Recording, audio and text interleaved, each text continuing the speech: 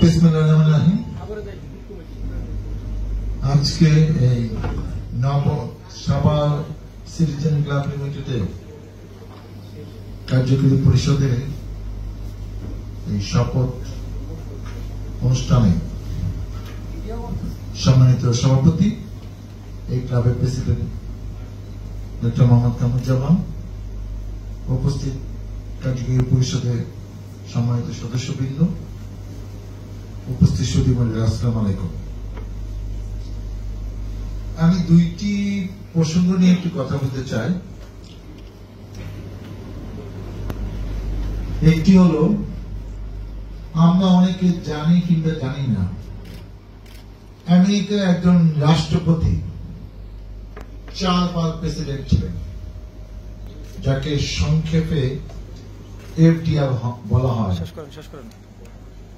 Franklin Delano Roosevelt 1933, 1937, 1941, 1945। উনি 39 বছর বয়সে 1921 সালে পুলিওমাইলাইটিসে আক্রান্ত হয়ে হুইল চেয়ারে চলাফেরা করতেন এবং 51 বছর বয়সে প্রথমবার রাষ্ট্রপতি হন।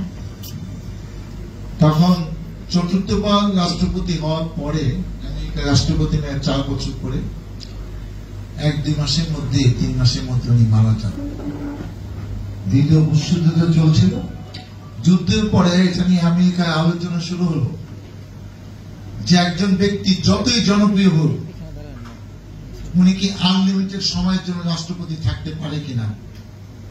সংবিধানে প্রপোজাল আনা হলো 46, 47, 48, 51 সালে সংবিধান সংশোধন করা হলো যে আমেরিকার রাষ্ট্রপতি 2 বারের বেশি হতে পারবে না, এবং সেখানে ব্যাখ্যা দাও করানো হলো আমেরিকা ব্রিটিশদের কাছে স্বাধীন হয়েছে 1776-এ। তখন সেনাবাহিনীতে ছিলেন জর্জ ওয়াশিংটন, তার নেতৃত্বে যুদ্ধ হয় এবং আমেরিকা যুদ্ধে বিজয় হয়। তারপর সংবিধান পুনর্নির্ধারণ করে সেই ভদ্রলোক 1789-এ ইলেকশন করেন এবং আবার দ্বিতীয়বার ইলেকশন করে 97 পর্যন্ত 2 বার পরপর 8 বছর আমেরিকার রাষ্ট্রপতি ছিলেন। ওই সময় অনেক পার্টি টার্টি ছিল না, এই রিপাবলিকান ডেমোক্রেট পার্টি ছিল না। তাকে তৃতীয়বারের জন্য রিকোয়েস্ট করা হয়েছিল, উনি হন নাই এবং তাকে জাতির পিতা বলা হয়। উনি যেহেতু 2 বার ছিলেন, সেই সম্মানার্থে আমেরিকাতে তার পরের থেকে সে 51 সাল থেকে নিয়ম করা হয়েছে যে কোন রাষ্ট্রপতি 2 বারের বেশি হতে পারবেন না। এখন যেটা বাংলাদেশে সংস্কার করা হচ্ছে, জনগণের প্রত্যাশা চাহিদা যে যত জনপ্রিয় হোক 2 বারের বেশি কেউ হতে পারবে না, পরপর 2 বার।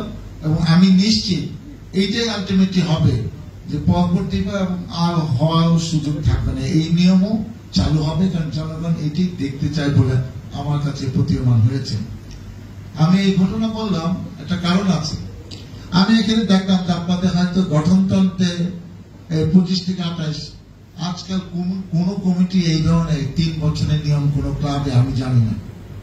আমি একটা জায়গায় দেখেছি 1911 সালে ঢাকা ক্লাব বাংলাদেশের সবচেয়ে পুরানো ক্লাব, ঐতিহ্যবাহী ক্লাব, হ্যাঁ, সেটার মেয়াদ 1 বছর। গুলশান ক্লাব, উত্তর ক্লাব, সব জায়গায় মেয়াদ কিন্তু 1 বছর। আমার কাছে মনে হয় মোদী যে অসঙ্গতির কথা বলেছে, লিডারকে স্যাক্রিফাইস করতে হয়, সবার মতামত নিয়ে চলতে হয়। আপনারা পারলে এই টার্মে এটা ঠিকঠাক করে নেন, যাতে আগামী আপনার স্যাক্রিফাইসও করতে পারেন যে আমি 3 বছর না, আমি 2 বছরের পর ইলেকশন দিয়ে দেব, অথবা সামনের নির্বাচনের জন্য 2 বছরের বেশি মেয়াদ না থাকে, সেটা আপনাদের নেতৃত্বে হওয়া উচিত বলে আমি মনে করি। তাহলে অনেকে থাকবে। এখন কেউ যদি মনে করে যে আমরাই বারবার থাকবো আর কাউকে সুযোগ দিব না, 3 বছর কিন্তু অনেক সময়, এটা প্রয়োজন নাই। 2 বছরই ম্যাক্সিমাম, এটা আপনারা চিন্তা করেন। আমি এটা আপনাদের অ্যাডভাইস করলাম, সিদ্ধান্ত নেওয়ার কথা এই যারা সদস্য আছে তাদের নিয়ে সিদ্ধান্ত নেন।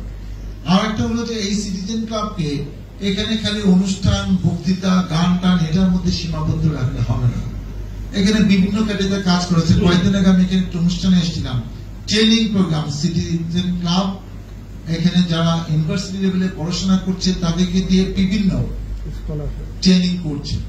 এরকম হতে পারে এখানে আপনারা কিন্তু স্পন্সরশিপও পাবেন, অনেকে টাকা পয়সা দিবেন। ধরেন একজন গেস্টকে আনবেন যে ভালো ট্রেনার, যাকে আমরা চিনি, তাকে আমরা এক একজন এক একটা করলে আপনাদেরও খুব বেশি টাকা পয়সা লাগবে না।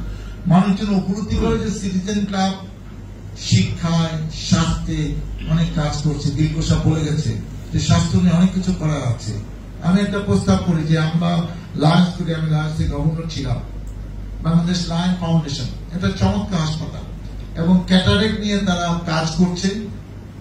একটা এলাকায় এসে তারা সার্ভে করে, রুগী দেখে, তারপর যার যার ছানি আছে তাদেরকে বিনা পয়সায়, না সিঙ্গেল পয়সা, তারা আমাদেরকে বলে যে আপনি কতজন, 10 জন, 20 জন, 30, 40, 50, 100, 200, সমস্যা নেই, আপনি রুগীগুলাকে হাসপাতালে এনে দিবেন আপনার দায়িত্বে, আবার এখান থেকে নিয়ে যাবেন, বাকি 100% ফ্রি টাকায় আমরা করে দেবো, সমস্ত দায়িত্ব হাসপাতালে।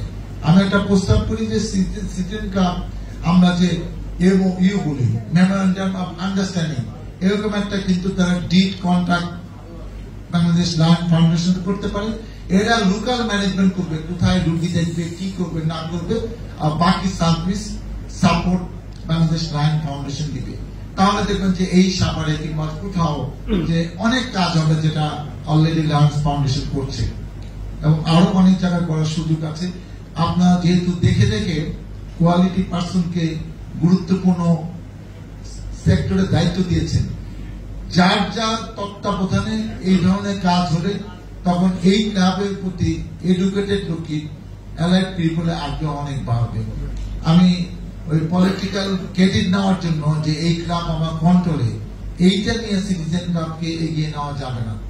আমি চাই এটা সাধারণত বৈশিষ্ট্য হিসেবে এটা এগিয়ে যাও, যাতে ভালো মানুষরা অনুভব করে যে এই ক্লাব সাভারের বেস্ট ক্লাব, সবচেয়ে ভালো ভালো গুণী মানুষ এখানে সম্পৃক্ত আছে।